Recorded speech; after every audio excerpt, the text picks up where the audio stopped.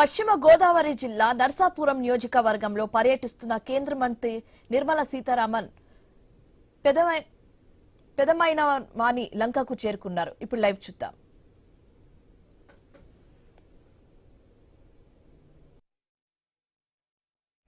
मेरे प्यारे देशवासियों, हमारी पारंपरिक कलाएं समाज को सशक्त करने के साथ ही लोगों की आर्थिक प्रगति का भी बड़ा माध्यम बन रही है। आंध्र प्रदेश के नारसापुरम जिले की लेस क्राफ्ट की चर्चा अब पूरे देश में बढ़ रही है। ये लेस क्राफ्ट कई पीढ़ियों से महिलाओं के हाथों में रही है। बहुत धैर्य और बारीकी के साथ देश की नारी शक्ति ने इसका संरक्षण किया है। आज इस परंपरा को एक नए रंग रूप के साथ आगे ले जाया जा रहा है। आंध्र प्रदेश सरकार और नाबार्ड मिलकर कारीगरों को नए डिजाइन सिखा रहे हैं, बेहतर स्किल ट्रेनिंग दे रहे हैं और नए बाजार से जोड़ रहे हैं। नारसापुरम लेस को जीआई टैग भी मिला है।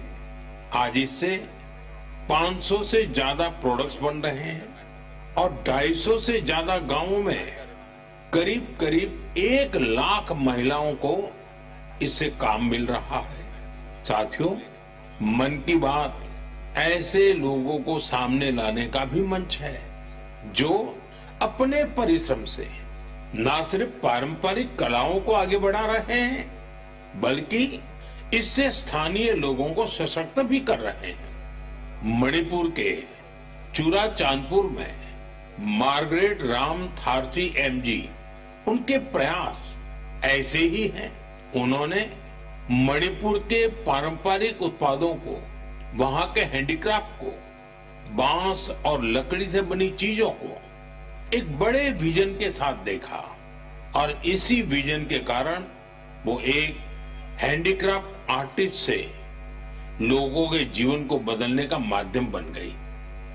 आज मार्गरेट जी की यूनिट, उसमें 50 से ज्यादा आर्टिस्ट काम कर रहे हैं और उन्होंने अपनी मेहनत से दिल्ली समेत देश के कई राज्यों में अपने प्रोडक्ट्स का एक मार्केट भी डेवलप किया है। साथियों, मणिपुर से ही एक और उदाहरण सेनापति जिले की रहने वाली चोखोने क्रिचेना जी का है। उनका पूरा परिवार परंपरागत खेती से जुड़ा रहा है।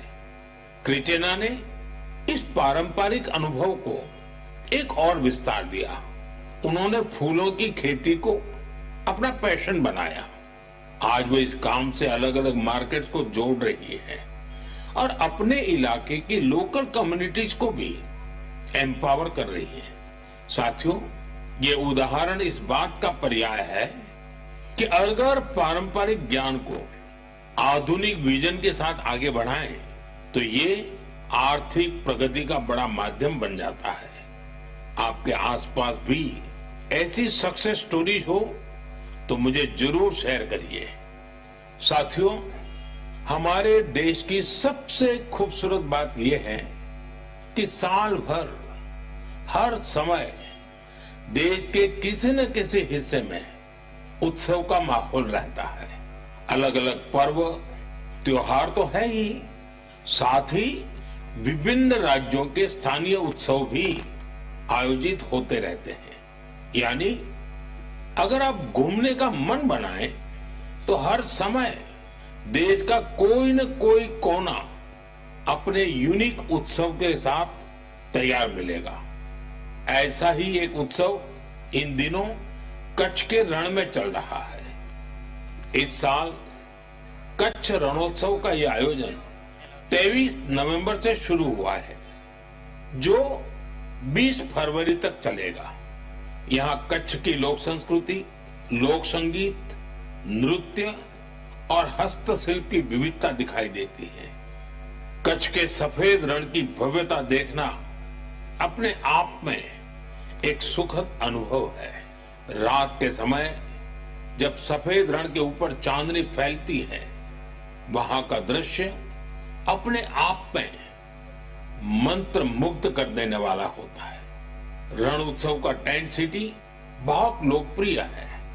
मुझे जानकारी मिली है कि पिछले एक महीने में अब तक 2 लाख से ज्यादा लोग रणोत्सव का हिस्सा बन चुके हैं और देश के कोने कोने से आए हैं, विदेश से भी लोग आए हैं।